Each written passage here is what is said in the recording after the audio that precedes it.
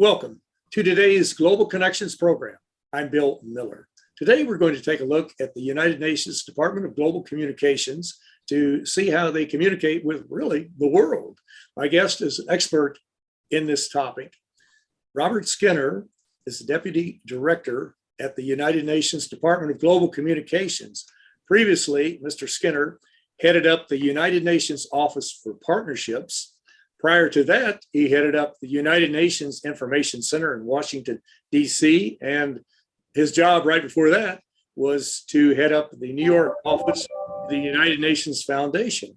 Rob Skinner, welcome to today's Global Connections program. Thank you very much, Bill. It's great to be here with you at Global Connections Television. I mean, we've talked about having a conversation for quite a while now, and it's great to be connected and having this conversation now. It's such an important time for the world. It finally worked out. Thank you. Well, let's jump right into it. Just basically a short overview. What is the Department of Global Communications? What's its function? What does it do?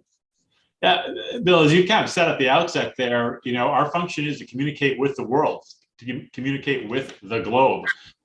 We report on and cover a lot of what the member states, the governments that make up the United Nations, what they do, the decisions that they make in the Security Council or the General Assembly or the Economic and Social Council, all the different aspects of the work that those governments do. They are, of course, make up the membership of the United Nations and are the United Nations.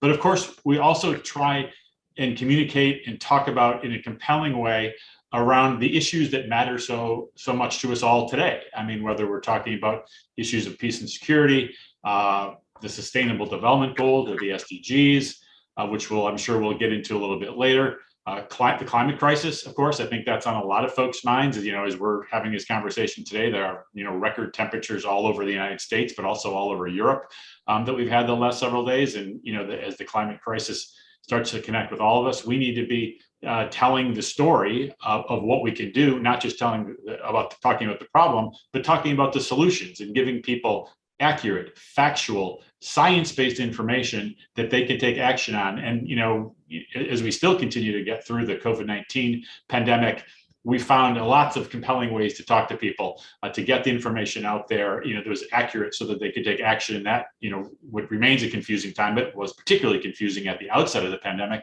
And we're thinking about how we can do that in a better way across all these other crises we're dealing with. And accurate information is so critical, and it's getting harder at times to find it, especially with some of these media outlets and some of the nonsense they put out about COVID and other activities too. Well, you mentioned the Sustainable Development Goals. Why don't we just jump right into them? They were adopted, I think, in 2015 on a 15-year time frame from 2016 to 2030. There were 17 Sustainable Development Goals to eliminate poverty, to empower women, to combat climate change, just a variety of other issues. How does your office help to get the word out, and with whom do you interact to doing that so that we can understand these issues better and hopefully mobilize people and organizations to try to support them and to help achieve them? Now, thank you, Bill, for raising the Sustainable Development Goals or the SDGs. The SDGs are truly a roadmap for progress, through 2030. As you indicated, they were created by the member states, by the 193 member states of the United Nations General Assembly, and adopted in September of 2015. But I should say, after much consultation, the SDGs are not just about the governments. The SDGs are about all sectors of society coming together to try and achieve progress on just the issues that you referenced, whether it's combating poverty, making sure people have enough food and enough to eat, children getting quality education, combating climate change, making sure that there's gender equality. All of those issues that we're taking on are within those 17 SDGs that make up a true framework for us all to talk about and communicate together on. And that's really what our job is here at the Department of Global Communication, to try and make what can seem like a very complicated agenda and break it down so people understand what kind of actions they can take to help us achieve those goals. Thinking about how all those goals are interconnected. We're not going to achieve high quality education, if the 6 and 7-year-olds that are in classrooms are hungry, which means they have to have enough to eat. So with all these goals, we talk about them as a 17, but also how they're connected.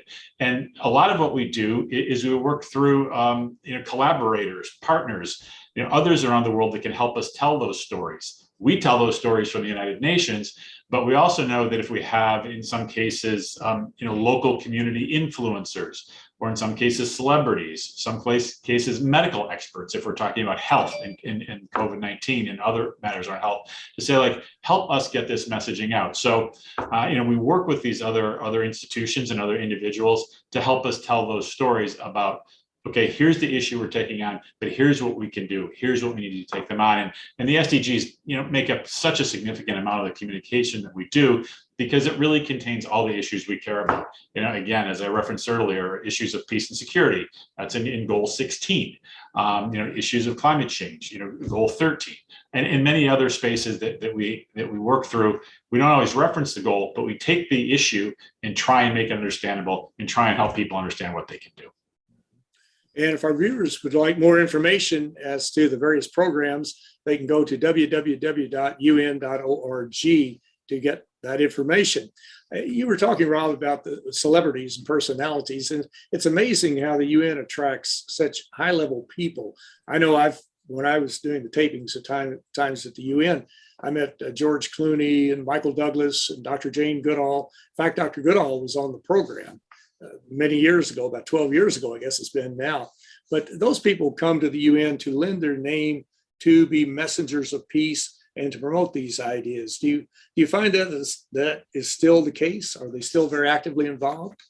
Yes, I mean, some of those that you've referenced, and I've seen your program with Jane Goodall. It was incredible, and she's just an incredible person.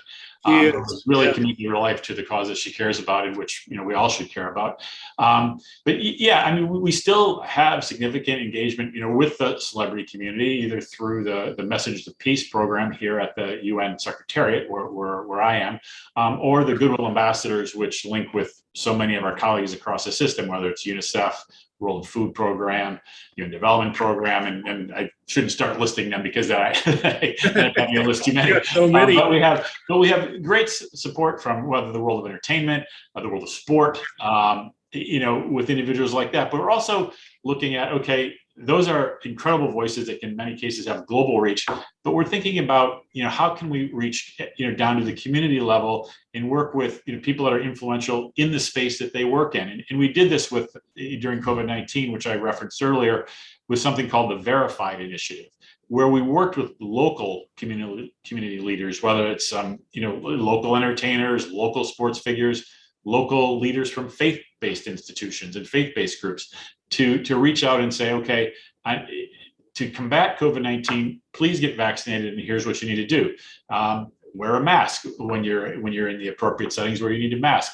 Take these actions to keep yourself safe and healthy, and to keep your family and your communities safe and healthy. And in that case, we really saw that people trust at the community level in a very significant way. And while we will always continue to work with those global voices, we know we need local trusted voices as well to help move communities in the right direction. And one of the groups that seems to be getting more actively involved in dealing with these issues, especially climate change. I won't just focus on that one completely, but we will get into it in just a moment. But young people, the youth, how do you reach out to the youth? Are you doing anything special? I think you mentioned something about a program, football for the goals or for sustainable development goals. Do you have programs like that to help explain these problems to the youth and to get them mobilized? No, absolutely. And the truth is, the young people are pushing us. They're pushing us in institutions, pushing their governments, pushing. I'll put myself in an older generation that, in many ways, has failed as we've recognized this climate crisis and moved a little bit too slowly. And those young people are demanding not that we reach out to them and we give them information, but they want to be part of the solution. They're saying, okay, we realize that there's a climate crisis. We realize that poverty continues to be and remains a problem, particularly coming out of COVID-19, where we've slipped on a lot of this SDGs. To be honest, we're making good progress, and we've slid back on a lot of these indicators when we talk about the SDGs. So the young people are saying, yeah, don't just give us, one seat in a conversation at the United Nations, but really bring us in and make us part of the effort. And, we have a youth envoy who has a group of expert young people from around the world that work with that office. The Secretary General has named a youth climate advisory board, so to speak, where your young people actually have a voice directly into the UN.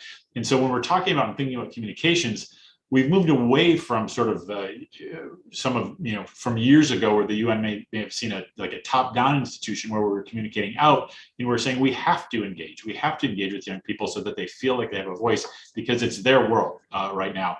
And as you mentioned, Bill, football for the goals is one way we're working with a community that has amazing global reach and has not just the ears of young people, but those of the entire world. And it's soccer, as we would say in the United States, soccer for the goals rather than football.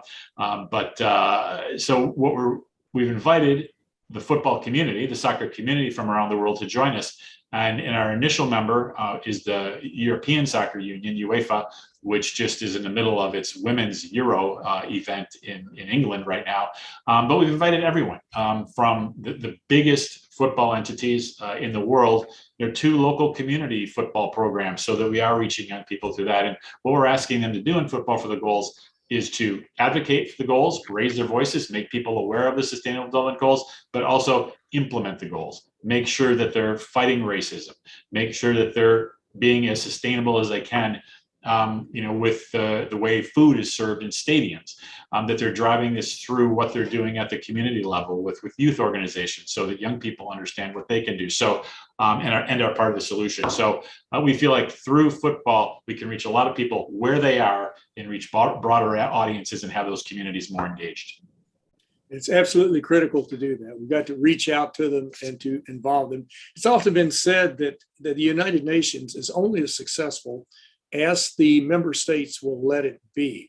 And as you look at the United Nations, it seems that is absolutely the case. The member states really have to carry out the resolutions, have to carry out the goals, have to carry out the mission of a particular program or whatever it might be. Or if not, it will not be successful, will it? No, that's correct. I mean, the United Nations really, is the member states. It's the governments. Everything that we do within the UN, particularly within the Secretariat, where my ultimate boss is the Secretary General, everything that we do is directed by the member states. They adopt resolutions in the General Assembly, the legally binding resolutions that come out of the UN Security Council, and so those resolutions and their decision-making processes direct what we do, or at least, we like to make sure that they are aware of what we're doing, particularly in the space of communications, and are supportive of what we're doing. I'll refer to, the Verified initiative, and if people want to see what that is, they can find that at shareverified.com, one word, shareverified.com, to see how we went about that process, which we did, in close consultation with the member states, because it was a different way of communicating for us, where we were working with collaborators and influencers from around the world, in many cases in their countries, where our member states are. And we needed to make sure that they were engaged and understood what we were doing. And they were very supportive. I mean, we thought it was a very much a different way of working for us. And because we were doing it in a way that was different, we needed them to be aware and be supportive, which they were, because it was successful.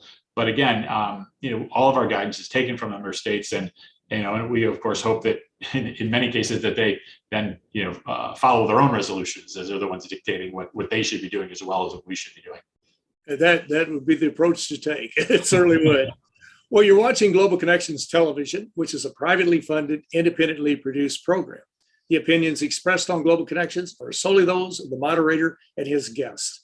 We'd invite our viewers to go to our website at www.globalconnectionstelevision.com to view previous programs. Also, if you're involved with a PBS or community access television station, or an educational institution that has an intra-campus television hookup, or you have a podcast, or you just have a computer, you like our shows and you would like to share them, please feel free to do so. Global Connections Television is provided as a public service at no cost to help us better understand international issues and how they impact our lives. Today, we're talking with Mr. Rob Skinner. Robert Skinner is one of the deputy directors in the United Nations Department of Global Communications. Rob, we were talking about getting youth involved and talking about all these issues. We have so many issues to deal with, but the one, in my opinion anyway, and maybe in the opinion of a lot of scientists, is climate change. Is there anything special that can be done to help raise the awareness? I know Secretary General Antonio Guterres the other day, he really sort of chided the member states to some degree, saying that we really got to get more serious about combating climate change. And you mentioned what's going on with the heat waves in Europe and the fires in France and Spain, the droughts that are going on around the world. The Pole River is drying up, not just one river, but many around the world. Are there any things that we can do? Are there any programs or any approaches we can take to mobilize people and to get them thinking really that we have to deal with this problem quickly or time is running out?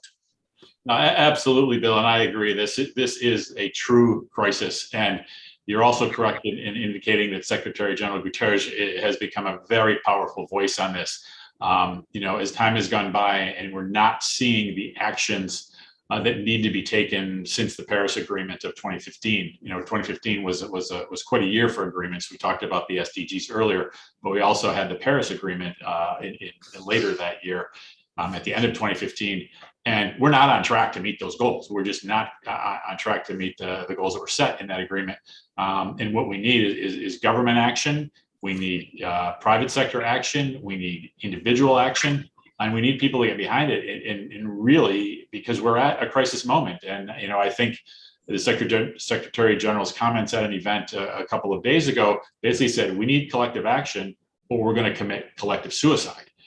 It's that serious, and that's the kind of language that we're forced to use now because we're not seeing what we need to. And we hoped, I think, that we're sensing a shift, from COVID-19 when there were some indications that we could shift the economy. I mean, it was a crisis. It drove us to less economic activity, which was not necessarily a good thing. But we recognize that we could take those actions, and we need to say, okay, here were the lessons learned, and we can do this. We need to make these significant transitions away from fossil fuels, and that's what we're talking about here. We do have programs within Department of Global Communications, one called Act Now. Again, can be found working through the UN.org website that talks about what individuals can do, what kind of actions individuals can take. But what we really need is for individuals to raise their voices in a significant way, to vote with their around these issues, but also vote with their wallets, because we have to push all sectors to work toward taking appropriate actions. And so, what we need is those voices of the people, so that we push the action in the right direction. Because, what the Secretary General has also said, it's code red for humanity, and the climate crisis is real, and it's now. It's not something that's coming in 2050. We're all feeling it now, and we have to take those actions. And we better deal with the problem now, or we may not be around in 2050. That's absolutely right. But it's looking very bleak right now. You're absolutely right. Well, Rob, you've been involved inside the United Nations, outside the United Nations, but you're an expert on the United Nations without a doubt.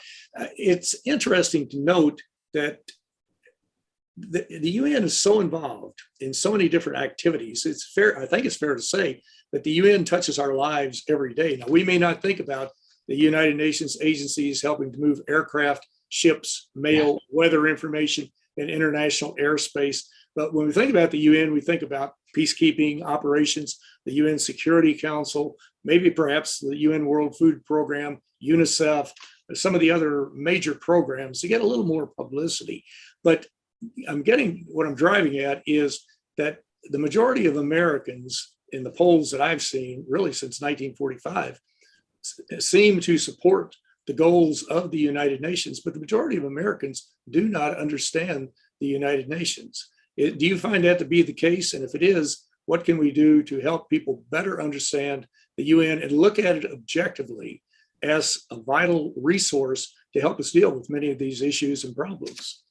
Thank you, Bill. I think that there are several UNs. When I think about it and talk about the UNs, and I think that because the UN headquarters is here in New York, where I'm sitting right now at headquarters, that's what Americans tend to think of, and Americans tend to think about the clashes, or where there's a debate in the Security Council where the other member states may not agree with the United States, and we think about those issues. I've heard people say it's just, they're just in there talking. But that's what's important about the UN, is that the governments come together to try and solve these problems. It provides a unified space to make that happen. And there's true diplomacy happening here every day. And the personal diplomacy really matters. These ambassadors that representing their countries see each other on a day-to-day basis. Then, of course, every September, the heads of state and heads of government come to New York for the General Assembly and have sit-down face-to-face meetings, and it provides the opportunity for that. And having those meetings and those conversations really, drive toward efforts to find peace where there may not be peace, find solutions to these major problems that you're talking about, and the governments need to lead and take the direction on that. But the other thing that the UN is, it is the International Civil Aviation Organization that you're talking about. It's helping make sure that the international travel and air travel can actually take place safely and in a sort of normalized way. But it's also my colleagues, who I consider the real heroes of the UN system, those folks that are working in refugee camps around the world, those folks that are delivering food where people don't have enough food and are literally on the edge of starvation in the World Food Program, people providing education in emergency situations for children, my colleagues at UNICEF. So that's the UN that I would like more Americans to understand, is the UN is out there literally saving people's lives on a day-to-day basis, in working within communities, working with NGOs around the world, working with faith-based organizations to deliver what is absolutely essential humanitarian assistance, and also thinking about the development of countries. So there's so much work out there that's being done by UN system staff members that I think people aren't aware of. In many cases, that's okay, but we want them to understand that there is great value in what the UN is doing out there. And your remarks are borne out by what's happening in Ukraine right now. A couple of weeks ago, especially when the UN was Security Council was deadlocked on what to do as far as how to deal with the Ukrainian crisis. So many of these talking heads on TV and talk radio and what have you were attacking the Security Council and were saying, look how impotent the UN is, why have the United Nations? But there was, I think we'll all agree, there's certainly a deadlock to some degree, even though the Security Council did, I think, put out 2 resolutions that tried to offer some type of help to resolving the problem. But these talking heads either didn't understand or chose not to realize that you had UN agencies on the ground that were there in the line of fire in many cases, like the UN World Food Program, the UN Children's Fund, even the International Atomic Energy Agency was there to try to help deal with the potential Chernobyl disaster that could have taken place there. So you're right, the UN there are many parts of the UN, and when one part of it maybe doesn't function as well as we would like, there are certainly other parts that are maybe overachievers to a large degree. But Rob, there's so many other issues we could talk about. But let me ask you very briefly, you've seen the UN, you've been involved in it. What are some of the major changes you've seen take place to make the UN a more effective organization? What I've seen over time, and particularly speaking to the area that I work in now and have worked in for many, many years in communications, is just the idea that we have to engage the communities that are out there that should know about what the UN is doing and should work with the UN, rather than being, sort of this institution that sits on, First Avenue in New York City behind a gate that people don't feel like they can access. We've realized that we need to be out there working in the communities and talking about the work we're doing, the work that I was just talking about, that my colleagues are doing around the world in the most difficult places in the world. I didn't even reference the peacekeepers that are out there literally trying to maintain peace around the world, recognizing their heroic work.